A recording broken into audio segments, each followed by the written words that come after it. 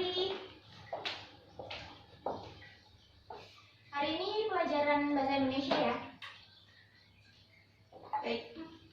Assalamualaikum warahmatullahi wabarakatuh. Masih semangat ya hari ini ya? Gimana kabarnya hari ini? Sehat lah ya. Baik. Sebelum memulai pelajaran pada pagi hari ini, alangkah baiknya kita berdoa terlebih dahulu ya. Berdoa menurut kepercayaan masing-masing dimulai. Selesai. Hari ini ada yang nggak masuk? Siapa yang nggak masuk? Jika, yaudah biar ibu absen aja ya. Adam Mukhlisin, masuk? Masuk. Adi Prasetyo, hadir. Bilkis Putri Sari, hadir. Dika, mana nih Dika yang katanya nggak masuk? Beneran nggak masuk? Kenapa soalnya? Sakit? Udah suratnya ya? Iya. Kemudian ada Eko Wirahadi Utomo. Iya. Kemudian Fajar Setiawan. Iya. Gigi Sugandi. Irfan Ramadan. Hadir. Jihan. Ya. Luna Saputri. Luna mana Luna? Hadir, ya. Berarti hari ini yang nggak masuk ada Dika Syahputra. Oke. Minggu lalu kita sudah mempelajari mengenai materi buku fiksi ya. Kalian pasti udah paham apa itu buku fiksi, ciri-ciri buku fiksi, struktur buku fiksi, dan contoh dari buku fiksi sendiri itu apa. Nah, pada pagi hari ini kita akan membahas materi yang berbeda. Oke, ibu tulis ya. Kita akan membahas mengenai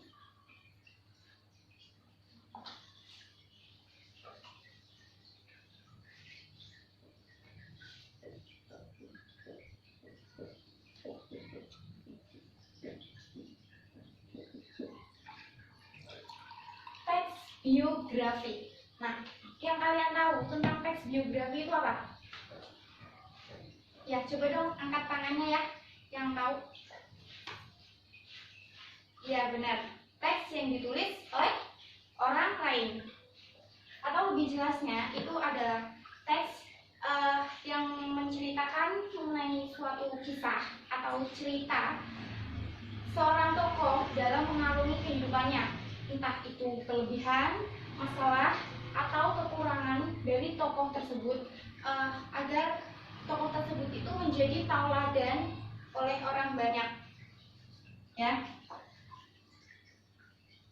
Jadi biografi pengertiannya udah ya. Kemudian di sini ada autobiografi. Nah, beda lagi ya anak-anak. Biografi itu teks yang ditulis oleh orang lain. Kalau autobiografi itu adalah teks yang ditulis oleh diri sendiri dari tokoh tersebut. Seperti itu. Jadi biografi sama autobiografi itu jelas berbeda ya. Kemudian di sini ada ciri-ciri. Oke. Ciri-ciri yang pertama itu ada memuat fakta. Nah, di dalam teks biografi kita harus mengumpulkan fakta-fakta yang ada. Jadi kita tidak boleh mengarang suatu teks biografi itu dengan arangan kita sendiri. Harusnya kita itu bisa menemukan fakta-fakta dari seorang tokoh tersebut. Seperti itu, ya. Nah, di sini juga seorang penulis itu harus bersifat subjektif. Artinya penulis tidak boleh melebih-lebihkan dari tokoh yang mereka tulis, ataupun penulis menjelek-jelekan tokoh yang lain, seperti itu. Kemudian ada yang namanya struktur jelas.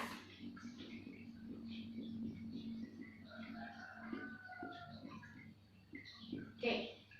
Di sini ada struktur jelas. Artinya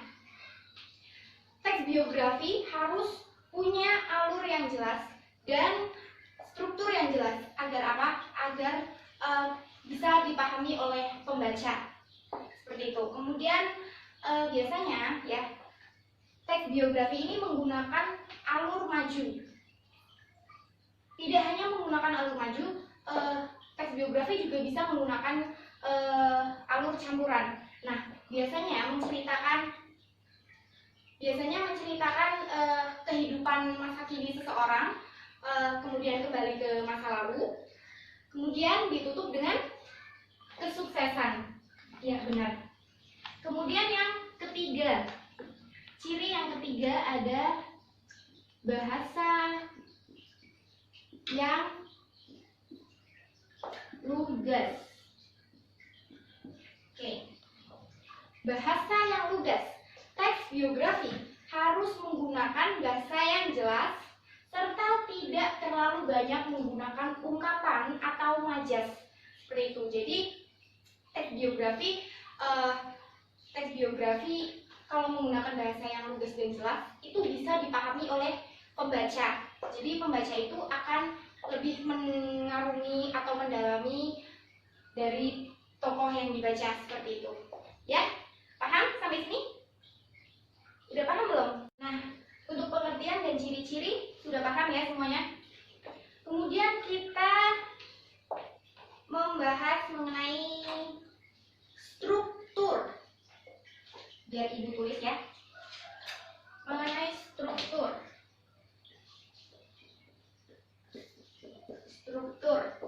Ada yang tahu struktur yang pertama itu apa? Ini ibu udah menyiapkan media agar kalian bisa memahami teks biografi lebih lanjut ya. Di sini struktur yang pertama ada orientasi. Baik. Ada yang tahu orientasi itu apa? Ya. Orientasi merupakan pengenalan dari suatu tokoh, ya. Jadi pada bagian orientasi itu kita harus memperkenalkan tentang gambaran awal seorang tokoh. Nah, contohnya ya, gue akan memberi contoh dari orientasi. Ini, contoh ibu mengambil biografinya Raden Ajeng R.A. Kartini. Jadi ini contoh dari orientasi. Ia adalah seorang perempuan dari kalangan bangsawan yang lahir pada tahun 1872 tanggal 21 April di Jepara. Beliau adalah Raden Ajeng Kartini Jojo Adiningrat adalah nama lengkapnya. Tapi beliau biasanya disebut dengan R.A. Kartini. Nah, ini sudah termasuk ke dalam orientasi karena di sini memuat ada nama, kemudian ada tanggal lahirnya, ya. Jadi itu lengkap. Di sini ada gambaran umumnya. Kemudian yang kedua, ada yang tahu apa? Peristiwa. Baik. Peristiwa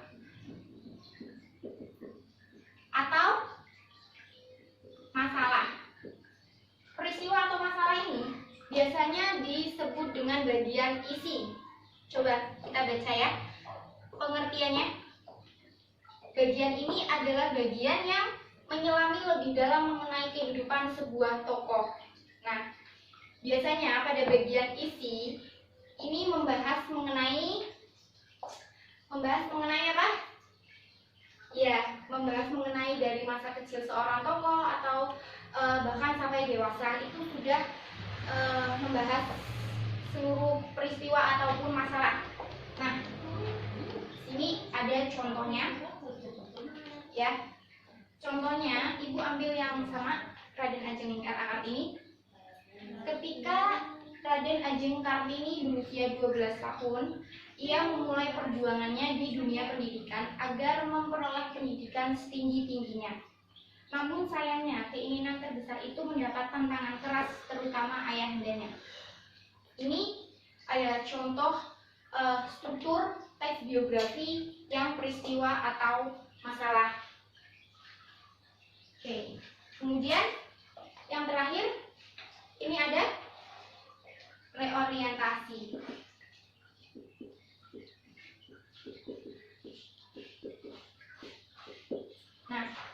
Di bagian reorientasi ini adalah bagian penutup dari teks biografi.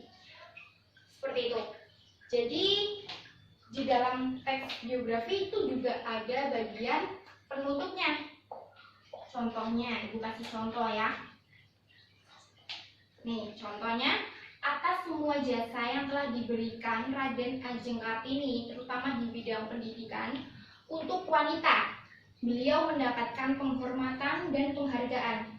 Beliau ditetapkan sebagai seorang pahlawan nasional Indonesia secara resmi. Ini adalah contoh dari reorientasi.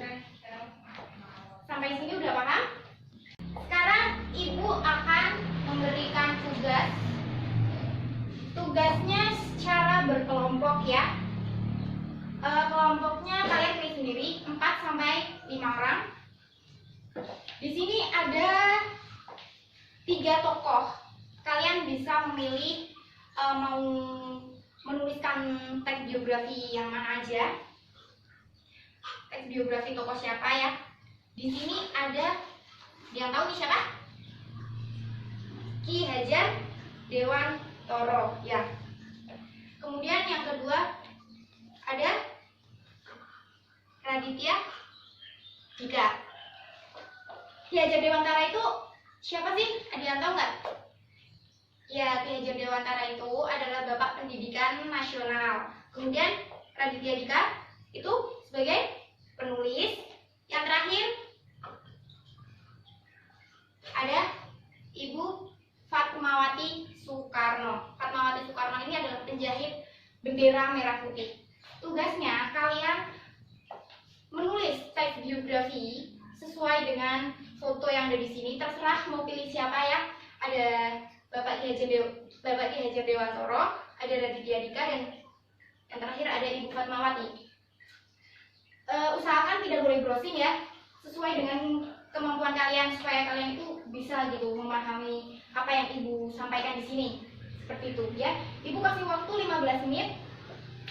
Cukup nggak? Cukup ya 15 menit. Nanti kumpulkan ke Ibu dari sekarang. Silakan kerjakan. Baik, udah 15 menit ya anak-anak ya. Silakan perwakilan dari kelompok untuk mengumpulkan maju ke depan. Ya, dikumpulkan ya.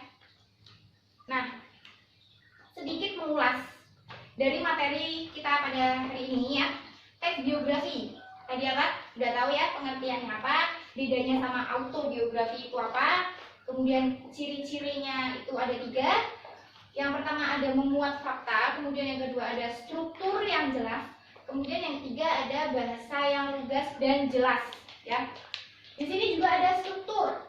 Tadi udah menjelaskan struktur teks biografi itu ada 3. Yang pertama ada orientasi, yang kedua ada peristiwa atau masalah yang biasa disebut dengan isi, kemudian yang ketiga ada reorientasi atau biasa disebut dengan penutup. Nah, yang terakhir adalah kaidah dari teks biografi, kaidah kebahasaan ya. Di sini ada kata ganti. Kata ganti harus menggunakan kata ganti orang ketiga. Baik. Kemudian di sini ada kata hubung atau konjungsi. Kemudian yang ketiga ada kata kerja. Kata kerja itu banyak banget ya. Kemudian yang keempat, yang terakhir ada kata sifat. Nah, sudah dikumpulkan semuanya ya. Baik. Kalau misalnya ada yang kurang paham bisa ditanyakan. Ada yang mau ditanyakan nggak? Enggak, udah paham semua ya berarti. Ya. Baik, untuk mengakhiri pada pelajaran pada pagi hari ini, alangkah baiknya kita mengucapkan hamdalah terlebih dahulu. Alhamdulillahirabbil alamin. Baik, sekian dari saya. Kurang lebihnya saya mohon maaf. Sampai ketemu minggu depan ya. Wassalamualaikum warahmatullahi wabarakatuh.